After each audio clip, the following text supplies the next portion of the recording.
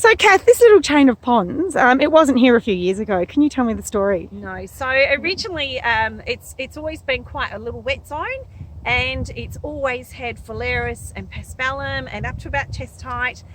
One of my volunteers would come to me each year in around December and say, Kath, I'm going to go and mow the cricket pitch, which is what we called this space.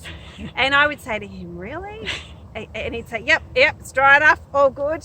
And he'd come back to me every single time at morning tea and say, Kath, I've got the tractor bald. And we thought, this actually is really not great. Let's maybe utilise the fact that it is a wet zone. Let's see if we can actually deal with it and see if we can turn it into something else.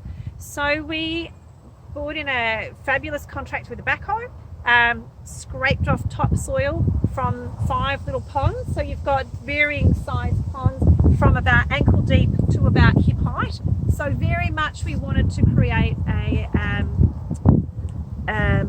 wetland that would dry out. Our other ponds tend to have water in them most of the year round. We actually wanted to have a real seasonal wetland where they'd wet up over winter and dry out through summer.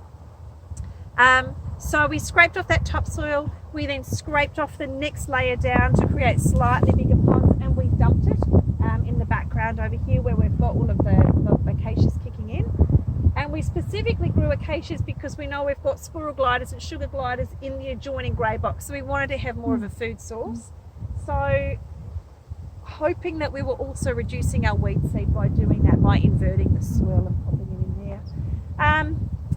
Then we've planted and we've planted and we've planted, and we had a fabulous team from correctional services. So we've put down a whole lot of weed matting through here. We've planted all of the poa, probably put in nearly 10,000 plants. But the beautiful part was we hardly touched the ponds, and yet the ponds have done it themselves. So we've taken out that weedy soil, and the ponds have come back with a whole range of different juncus that have just naturally found their feet at the right depth.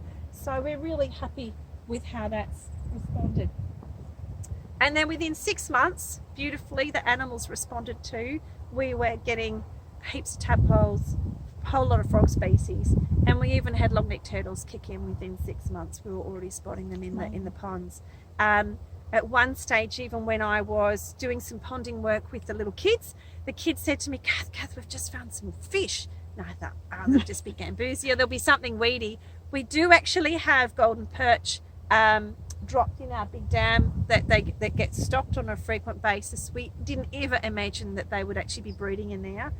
The fish that the kids had found and the ponds were flooding at that time were golden perch. So that was pretty exciting to actually find them as little fingerlings that have been coming in, however they managed to migrate up through the system as it was flooding. That's how they did it.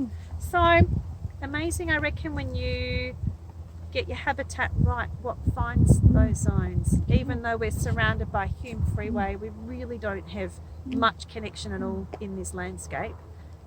It is amazing what finds their way.